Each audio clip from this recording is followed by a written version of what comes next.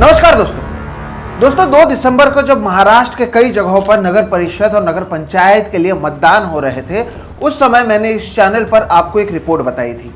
Report में बताया था कि कैसे शिवसेना के जो विधायक हैं संतोष बांगर, वो पोलिंग बूथ पर जाकर महिला को बता रहे हैं कि कौन सा बटन दबाना है। उस रिपोर्ट में मैंने आपको बताया था कि कैसे नीलेश राणे, उन्होंने स्टिंग ऑपरेशन कर बताया कि इन चुनावों में भारतीय जनता पार्टी अंधा पैसा लगा रही है ताकि वो इस चुनाव को जीत सके।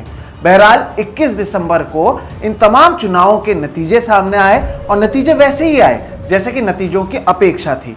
जिस तरह से हमने महाराष्ट्र विधानसभा में देखा कि भारतीय जनता पार्टी सबसे बड़ी पार्टी बनती है, महायुति यानी जिसमें बीजेपी, एकनाथ शिंदे की शिवसेना और अजित पवार की एनसीपी है, वो पूरे चुनाव को डोमिनेट करते हैं। और विधानसभा की तरह ही इस चुनाव में भी जो विपक्ष में महाविकास आघाड़ी है, वो 50 का आंकड़ा भी पार नहीं कर पाती है। अब ये क्यों महत्वपूर्ण है, आप पहले ये समझिए आगे बढ़ने से पहले। ये जो चुनाव होते हैं, म्युनिसिपल काउंसिल और पंचायत के चुनाव, नगर परिषद और नगर पंचायत के जो चुनाव होते हैं, उसका अंदाजा ये लगता है कि ग्रामीण महाराष्ट्र में या ग्रास रूट लेवल पर आपकी पकड़ कैसी है। और अगर 288 में से 117 जगहों पर भारतीय जनता पार्टी जीतती है, 53 जगहों पर 53 जगहों पर शिवसेना जीतती है, एकनाथ शिंदे वाली शिवसेना, और 37 जगह पर अजित पवार की एनसीपी जीतती है, तो यह दर्शाता है कि महायुति का जमीनी स्तर पर पकड़ अच्छा है। भारतीय जनता पार्टी का पकड़ सबसे ज्यादा है। विपक्ष की अगर बात करें तो कांग्रेस 28 जगहों पर, उद्धव ठाकरे की शिवसेना 9 जगहों पर और शरद पवार की एनसीपी केवल 7 जगहों पर चुनाव जीत पाई है। ये ठीक महाराष्ट्र विधानसभा चुनाव के नतीजों जैसा ही है दोस्तों। अगर और भी थोड़ा सा डेटा दे दूं मैं आगे एनालाइज करने से पहले, तो जितने भी यहां पर 6,859 सीट्स के लिए वोटिंग हुई थी, उसमें 48% जगहों पर अकेले भारतीय जनता पार्टी चुनाव जीत चुकी है। 2017 में जिस भारतीय जनता पार्टी के 1,602 प्रत्याशी चुनाव जीत कर आए थे, तो वहीं 2025 में ये ऑलमोस्ट डबल से ज्यादा होकर 3,325 हो चुका है। क्या ये भारतीय जनता पार्टी का 100% मतदान और 100% हर जगहों पर अपने ही दम पर चुनाव जीत के आने की एक तैयारी या उसके आगे की रणनीति नजर आ रही है? और तो और इसका विपक्ष पर क्या असर पड़ेगा?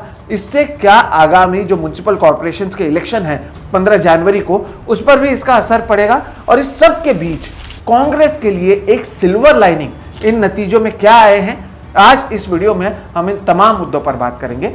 नमस्कार दोस्तों, मेरा नाम है सुहित मिश्रा और आप सभी का एक नए एपिसोड में बहुत बहुत स्वागत है। अगर आपने अब भी मेरे इस चैनल सुहित मिश्रा ऑफिशियल को सब्सक्राइब नहीं किया है तो जरूर कर लें।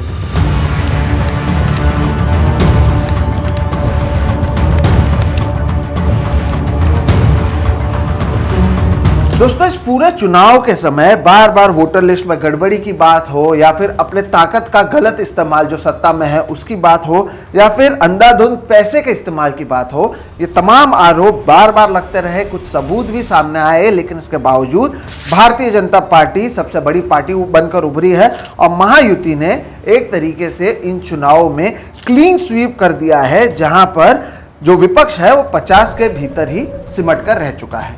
अब इससे आप ये समझ लीजिए कि क्या भारतीय जनता पार्टी, जिसे महाराष्ट्र में लोकसभा के समय लोगों ने कम कर दिया था, कमजोर कर दिया था, उसने अपनी पकड़ वापस बना ली है?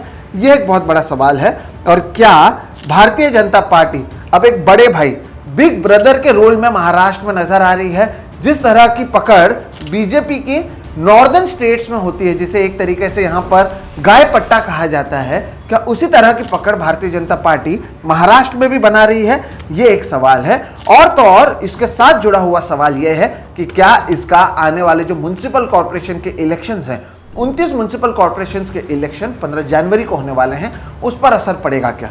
तो इन दोनों सवालों का जवाब है हाँ। और इसका असर इसलिए पड़ेगा दोस्तों क्योंकि अब जीत उन्हीं की ज्यादा होगी जिनका ग्राउंड लेवल पर प्रेजेंस मौजूद होगा।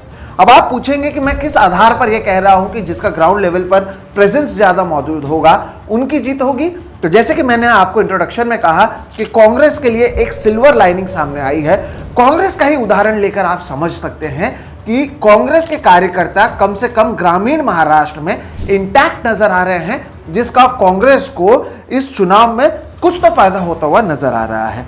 महाराष्ट्र कांग्रेस की अगर बात करें तो महाराष्ट्र कांग्रेस को हर्षवर्धन सपकाळ के नाम में के चेहरे के साथ एक नया स्टेट प्रेसिडेंट मिला है। ये वो पार्टी है दर्शकों जहां पर ना ही कोई स्टार प्रचारक मौजूद है, ना ही कोई स्टार कैंपेनर या नेता बड़ा कोई मौजूद है। कई लोग पार्टी छोड़ चुके हैं और तो और अगर आप पार्टी के नेताओं से बात करें तो इस पार्टी के पास ज्यादा पैसे भी मौजूद नहीं है। इसके बावजूद कांग्रेस इस चुनाव में 41 नगर अध्यक्ष और 1006 पार्षद अपने दम पर चुनकर ला चुकी है। विदर्भ की बात करें जहां से आरएसएस आती है, विदर्भ जहां पर देवेंद्र फडणवीस, नितिन गडकरी जैसे नेता आते हैं, विदर्भ के चंद्रपुर में 11 में से 8 जगहों पर कांग्रेस की जीत हुई। वहां के जो स्थानीय विधायक हैं विजय वडेट्टीवार, उनके नेतृत्व में। और तो और इसके वजह से कम कांग्रेस विपक्ष में अपने आप को फिर से ये नंबर 1 वाली पार्टी बताने की कोशिश करते हुए नजर आएगी।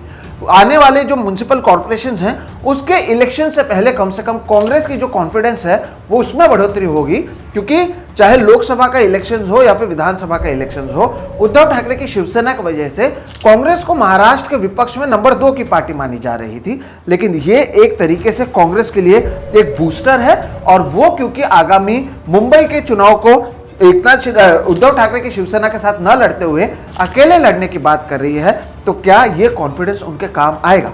अगर आप संजय राउत से पूछें कि वो इस पूरे चुनाव को किस तरह से देखते हैं, तो संजय राउत का तो ये कहना है कि ये जो चुनाव है उसकी तुलना वो बिहार से किया, और उन्होंने कहा कि ठीक उसी तरह से जीत जो सत्ताधारी पार्टियां हैं उन्हें मिली जिस तरह से हमने महाराष्ट्र विधानसभा के चुनाव में देखा था।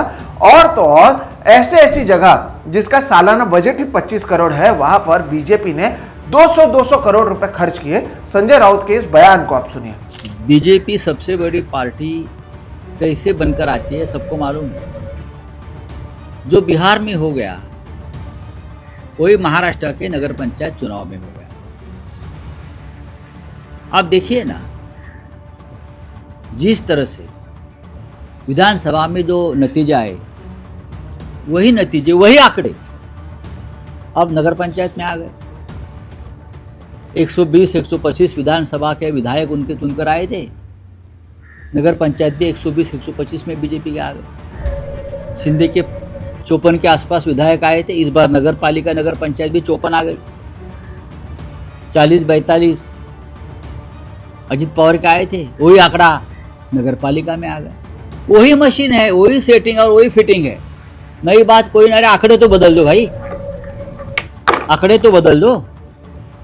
हाँ, ये लोकतंत्र है क्या? पैसा कितना पानी जैसा बहाया, पानी से भी ज़्यादा बहाया, तूफान आ गया पैसों का। मैंने कल भी कहा कि जिस नगर पालिका नगर पंचायत का बजट 25 करोड़ है, वहाँ 200 करोड़ जीतने के लिए खर्चा किया। 10 करोड़ लोगों में बांट दिए। कहाँ से आता है पैसा? ये फडणवीस साहब बता सकते हैं? ये पैसा महाराष्ट्र में कहाँ से आता है? शिंदे के पास, अजित पवार के पास, आपके पास। हाँ, कौन देता है पैसा? आप, हमको तो कोई देता नहीं। तो आप कहाँ से लाते हो पैसा? महाराष्ट्र की लूट करके, डकैत करके आपने जगह जगह पर रहमान डकैत रखे हैं पैसा जमा करने। हाँ, और आप जीतने के बाद रविंद्र चौहान नाच रहे हैं, फोटो देख रहा हूँ मैं, नाच रहे हैं। ये लोकतंत्र देश का बहुत मजबूत है, एक दिन आपको यहाँ से धक्के मार कर निकाल देगा। Thank you. आपने सुना संजय राउत की ओर से क्या कहा गया।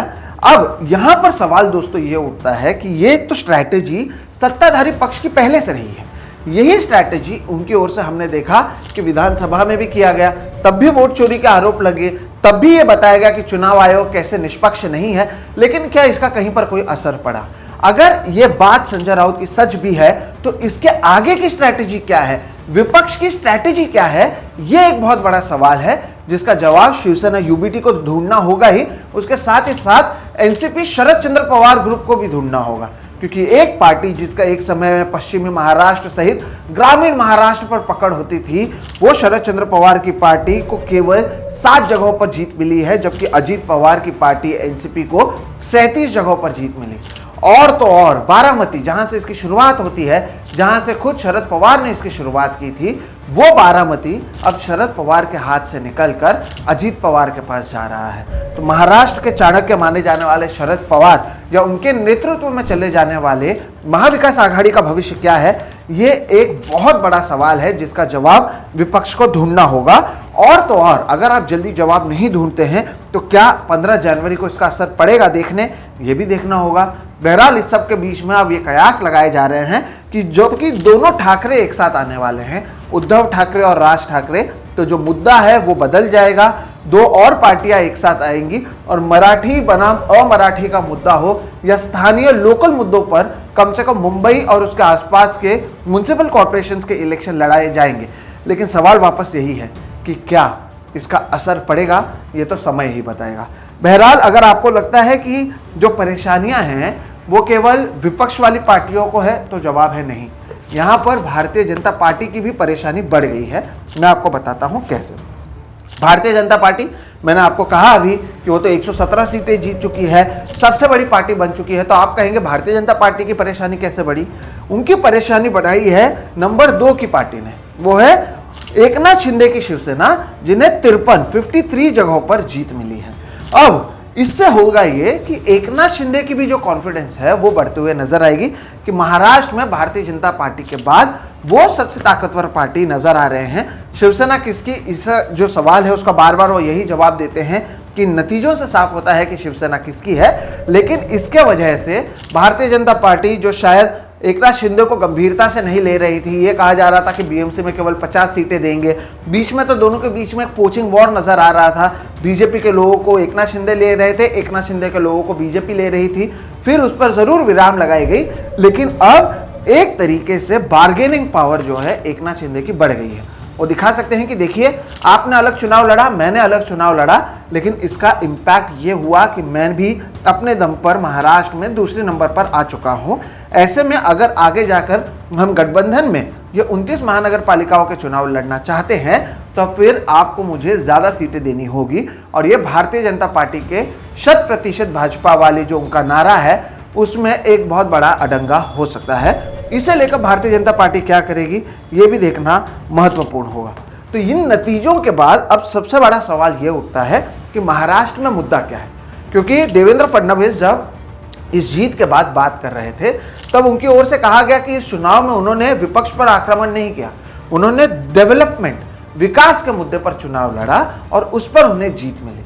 अब ये कितना सच है या कितना गलत, ये तो आप खुद ही समझ सकते हैं जब आप लोगों को पोच करते हैं, हर कोई पार्टी छोड़कर आपके पास आ जाता है।